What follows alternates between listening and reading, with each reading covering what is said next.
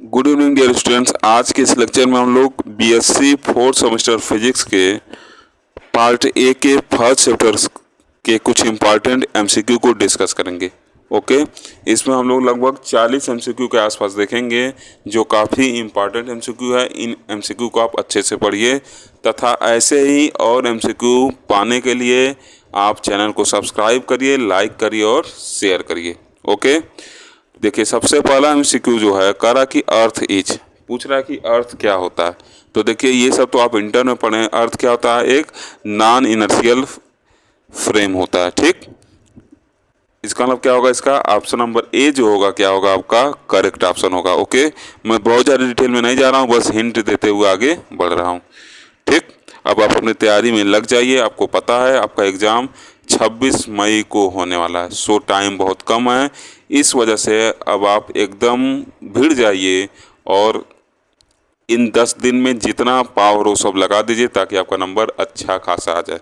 चूँकि मैथ का एग्ज़ाम जून में गया तो उसको पढ़ना अभी बंद कर दीजिए। जो भी टाइम है उसको फिजिक्स के लिए लगाइए।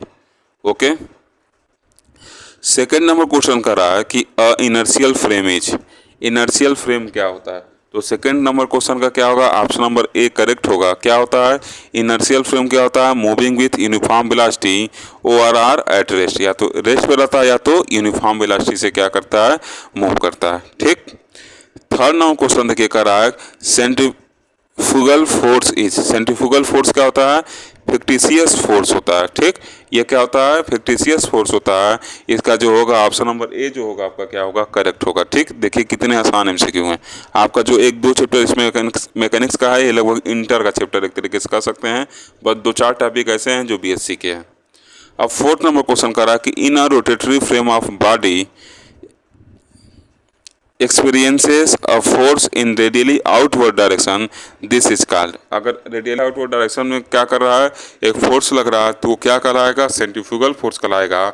और अगर सेंटर की तरफ लगता है तो क्या कहलाता? सेंट्रीपिटल फोर्स कहलाता। ठीक,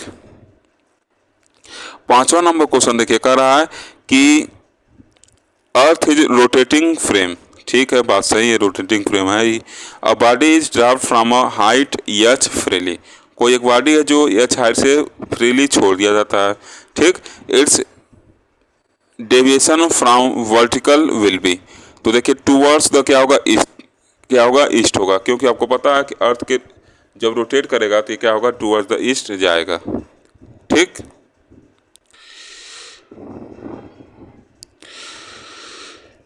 अब देखिए छठवां नंबर क्वेश्चन करा कि a reference frame attach to the earth, earth के साथ अगर कोई रेफरेंस फ्रेम है तो वो कैसा रेफरेंस फ्रेम होगा? तो वो क्या होगा? Non inertial frame of reference होगा, क्योंकि earth non inertial frame of reference है। तो जो उससे अटैच फ्रेम होगा वो भी क्या होगा? नॉन इनर्शियल होगा, मतलब can not be an inertial frame. देखिए नॉन इनर्शियल नहीं दिया, उसको दूसरे लैंग्वेज में लिख दिया है कि can not be an inertial frame because earth is revolving around the sun. ठीक, अर्थ आपका जो होता, अगर आपका अर्थ अपने एक्सिस पे रोटेट नहीं करता तो क्या होता? उसको इनर्शियल फ्रेम में रखा जाता था, लेकिन रखा जा सकता था, लेकिन उसके अपने एक्सिस के अबाउट रोटेशन की वजह से उसको क्या किया जाता है? नॉन इनर्शियल फ्रेम में रखा जाता है। ठीक, अब देखिए 7 नंबर क्वेश्चन कह रहा है कि when bus start suddenly the passengers are pushed back, this is an example. आप बताइए, क्लास 9th के फिजिक्स में ये पढ़े होंगे, वो फिर आप बीएससी में पढ़ रहे हैं। ठीक, ये क्या होता है? लॉ ऑफ इनर्शिया को फॉलो करता है। और लॉ ऑफ इनर्शिया क्या होता है? न्यूटन्स फर्स्ट लॉ होता है। ठीक, इस क्या होता है? Newton's first law. आप देखे होंगे बस में चलते हैं, अचानक जब चलता है तो मुंह फोड़ लेते हैं आगे सीट से लड़के। ठीक, तो न्यूटन्स फर्स्ट लॉ है। ओके, अब देखिए यहाँ पे 8th नंबर क्वेश्चन कह रहा है कि which of the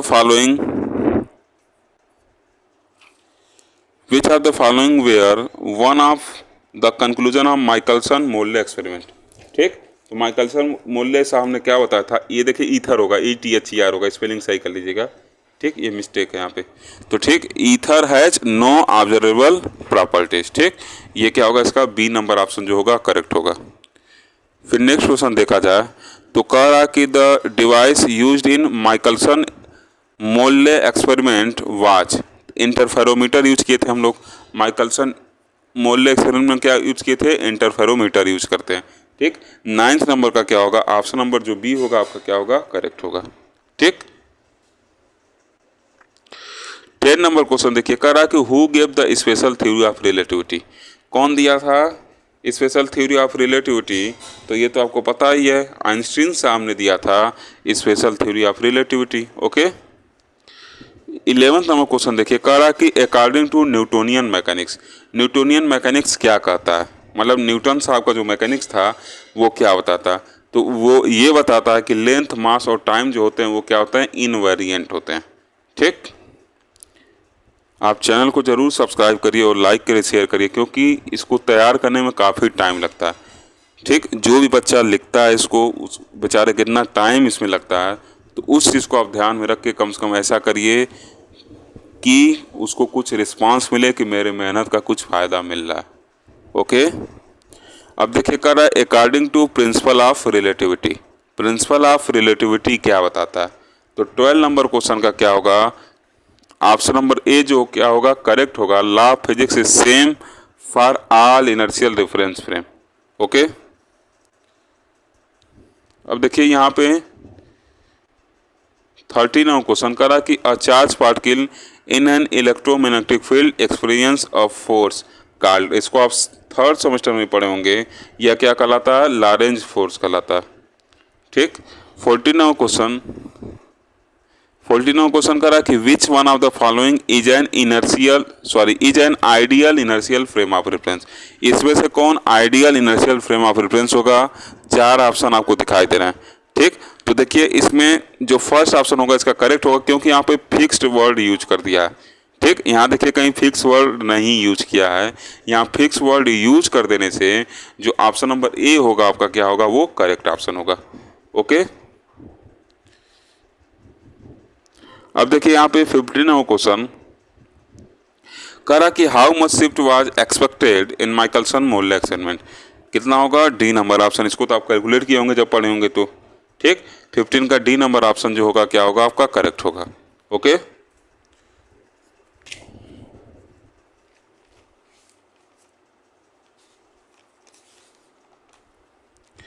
okay, now the next question is करा कि the closest star to our solar system is Alpha Centauri, which is 4.30 light years away. A spaceship with a constant speed of इतना दिया है relative to Earth travels toward the star. What distance does the, यहाँ देखिए yes रहेगा, spaceship. ठीक, does the spaceship travel according to passenger on the ship.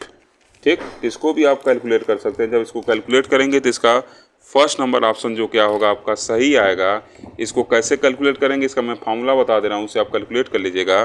क्या लिखेंगे? x equal to x not under root 1 minus V square upon C square लिख के इसको calculate कर लीजिएगा।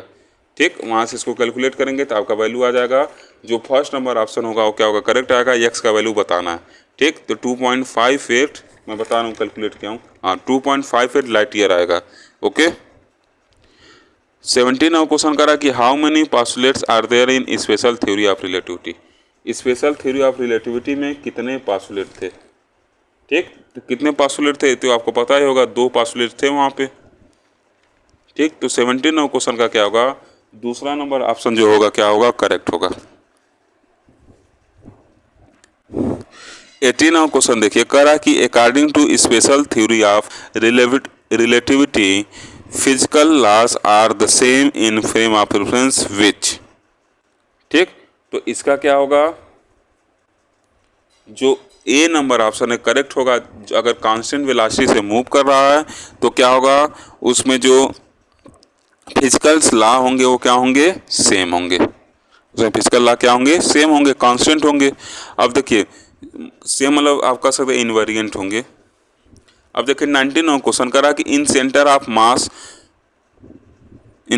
मास फ्रेम ऑफ रेफरेंस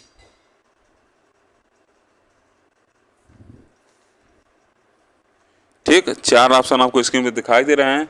इसका क्या होगा आपका सी नंबर ऑप्शन जो होगा करेक्ट होगा। The total linear momentum of system of particle is zero, या आप कह सकते हैं कंजर्व रहता है। ठीक, इसका सी नंबर ऑप्शन जो होगा क्या होगा आपका करेक्ट होगा। The total linear momentum of system of particle is क्या होता है, जीरो होता है। ओके, 29 क्वेश्चन देखिए, करा कि फॉर आइंस्टीन रिलेशन, देखिए थोड़ा ऑप्शन मिस्टेक है, यहाँ क्या आना चाहिए एम नॉट स्क्वायर अगर रहेगा बी वाले में तो ये ऑप्शन क्या होगा आपका करेक्ट होगा।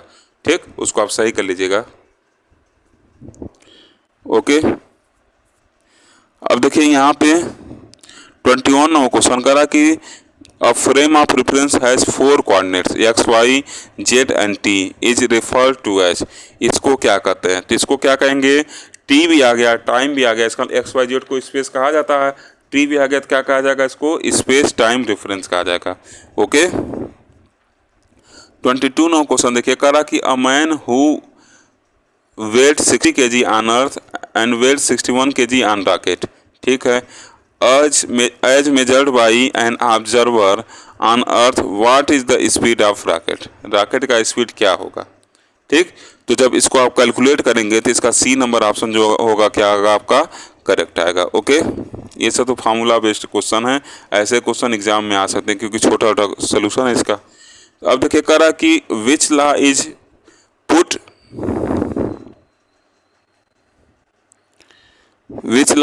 Fourth of by Albert Einstein. ठीक, इसका क्या होगा आपका सी नंबर ऑप्शन, जो अल्बर्ट आइंस्टीन ने क्या दिया था, लॉ ऑफ रिलेटिविटी दिया था। ठीक, तो इसका सी नंबर ऑप्शन जो होगा क्या होगा आपका करेक्ट ऑप्शन होगा। ओके, 24 नंबर क्वेश्चन देखिए, करा 24 नंबर क्वेश्चन कि the result of Michelson Morley experiment was as accepted. ठीक, तो इसका क्या होगा आपका,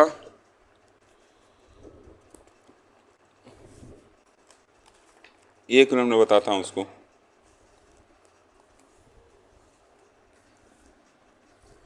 the result of the Michelson Morley experiment was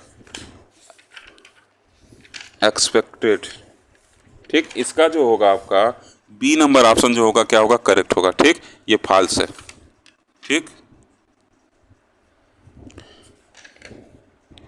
अब देखिए करा कि when the movable mirror of a Michelson interferometer is shifted through इतना मीटर एंड इतना मिलीमीटर। ठीक, तो ये देखिए यल का वैल्यू दिया है, ये एन का वैल्यू दिया है, और वेवलेंथ ऑफ लाइट पूछ रहा था, आपको अर्थ का वेलोसिटी पता है 3 × 10⁴ मीटर पर सेकेंड, और उसका भी पता है लाइट वाला भी 3 × 10⁸ मीटर पर सेकेंड। तो जब फार्मूला पुट करके सॉल्व करेंगे तो इसका पहला नंबर ऑप्शन जो होगा क्या होगा करेक्ट आएगा।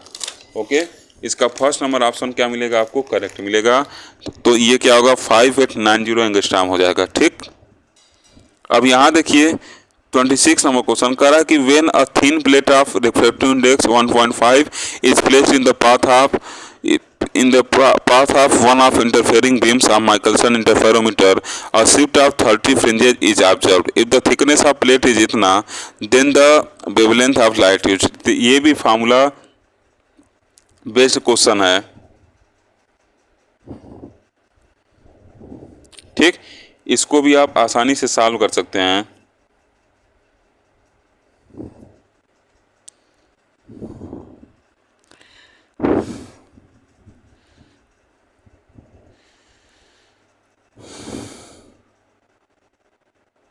जब इसको सॉल्व करेंगे तो 26 नंबर क्वेश्चन का क्या आएगा, ऑप्शन नंबर जो सी है आपका क्या आएगा करेक्ट आएगा, 6000 एंगस्ट्रॉम आएगा। ठीक, 27 नंबर क्वेश्चन देखिए कर रहा है कि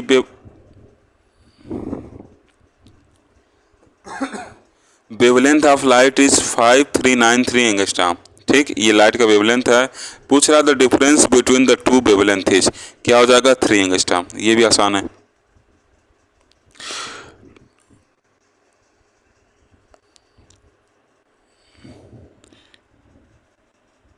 एक minute, wavelength of light is 5393 9.3 the difference between two wavelength 6 angstrom होगा इसका, सॉरी 6 एंगस्ट्रॉम क्या होगा इसका आएगा 6 सॉरी इसका 27 वाले का क्या होगा 6 एंगस्ट्रॉम आंसर होगा। ओके 28 नंबर क्वेश्चन देखिए करा कि what is the rest energy E of an object with mass इतना, तो ये हम दिया है सी का वैल्यू आपको पता है, ग्राम को आप क्या करिएगा उसको केजी में कन्वर्ट कर लीजिएगा और सी का वैल्यू आपको पता है उसको पुट कर देगा equal to M C square. तो जब इसको सॉल्व करेंगे तो इसका क्या होगा आपका ऑप्शन नंबर जो सी होगा वो क्या होगा करेक्ट आएगा, ठीक 9 × 10⁻13 जूल। ओके जिन भी क्वेश्चन का आपको सोल्यूशन चाहिए नीचे मैं टेलीग्राम का लिंक दे दूंगा, वो ग्रुप ज्वाइन करके वहाँ प्राप्त कर सकते हैं या फिर व्हाट्सएप नंबर पे मेरे जो डिस्क्रिप्शन बॉक्स में दिया गया है वहाँ पे जाके आप सोल्यूशन प्राप्त कर सकते हैं। ओके क्वेश्चन कराते टाइम डिटेल में सोल्यूशन नहीं दिया जाता है क्योंकि वीडियो काफ़ी लंबा हो जाता है, इससे आपको पढ़ने में असुविधा होती है। क्योंकि आप खुद देखिए यूट्यूब खोलते होंगे तो कोई लेक्चर 1 घंटे का रहता होगा, कोई 20 मिनट का रहता होगा, तो आप कहते होंगे क्यों ना हम 20 मिनट और खोलने 1 घंटा कहाँ से देंगे। मोबाइल का ज़माना है, मान लीजिए इंस्टाग्राम भी आप लोग को चलाना रहता है तो कहाँ से फिर ये पढ़ाई में 1 घंटा दे पाएंगे, रील्स भी बनाना होगा। अब देखिए 29 नंबर क्वेश्चन करा कि when a plate of thickness 0.05 millimetre is placed in the path of Michelson interferometer, ठीक क्वेश्चन ध्यान से पढ़िएगा, स्क्रीन पे दिखाई दे रहा है। उसका फिर करा कि a shift of 100 fringes is observed for a light of wavelength 5000 angstrom.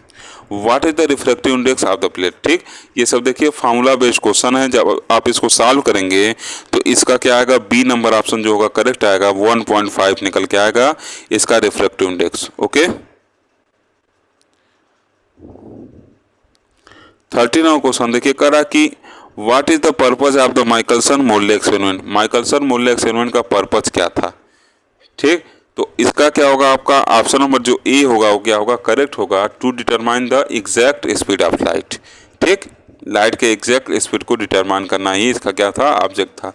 अब देखिए 31 नंबर क्वेश्चन करा कि a dark planet Pluto is about इतना billion kilometre from the sun, estimate to 3 significant figure the speed of light arriving at Pluto from the sun, ठीक तो जब इसको आप सॉल्व करेंगे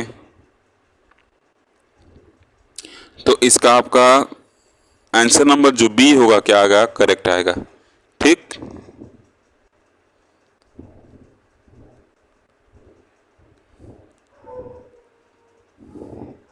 अब देखिए 32 नंबर क्वेश्चन करा कि what does this expression represents, ये एक्सप्रेशन क्या बताता है, तो ये क्या बताता है रिलेटिविस्टिक फैक्टर।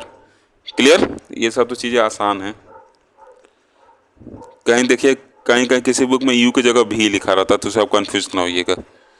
अब 33 नंबर क्वेश्चन देखिए कर रहा है कि the fringes of equal inclination produced by Michelson interferometer is called as, ठीक तो इसका क्या होगा 33 नंबर क्वेश्चन का जो होगा आपका ऑप्शन नंबर बी क्या होगा करेक्ट होगा, इसी को क्या कहते हैं हेडिंजर फ्रिंजेस, ठीक ये मैं जब ऑप्टिक्स पढ़ाया था तो उसमें भी लिखवाया था 3rd सेमेस्टर में। Okay fringes of equal inclination क्या कहलाती हैं हेडिंजर फ्रिंजेस कहलाती हैं, आप याद करिए फेब्री पराट इंटरफेरोमीटर वाला में भी ये सब आया था। अब 34 नंबर क्वेश्चन देखिए करा कि एन एक्सीलरेटेड फ्रेम इज, तो एक्सीलरेटेड फ्रेम है तो क्या हो जाएगा ये तुरंत आपका जैसे ही एक्सीलरेटेड फ्रेम का नाम दिया है तो तुरंत आपका क्या हो जाएगा ये नॉन इनर्शियल हो जाएगा, ठीक frame in which law of inertia is valid are, जिसमें लॉ ऑफ इनर्शिया वैलिड करता है उसको क्या कहते हैं, ठीक तो उसको क्या कहा जाएगा इनर्शियल फ्रेम कहा जाएगा।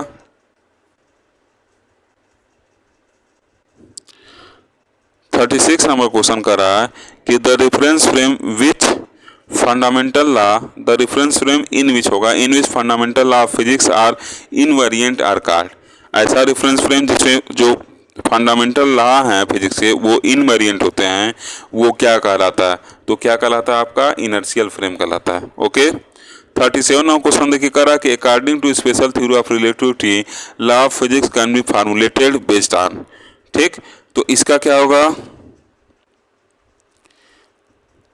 37 नंबर क्वेश्चन का क्या होगा, ए नंबर ऑप्शन जो होगा आपका क्या होगा, करेक्ट होगा, inertial frame of reference. Okay, अकॉर्डिंग to special theory of relativity law of physics can बी फॉर्मुलेटेड बेस्ड ऑन इनर्शियल फ्रेम ऑफ रेफरेंस। ओके, 38 नंबर क्वेश्चन देखिए कर रहा है कि explain what is meant when a physicist states that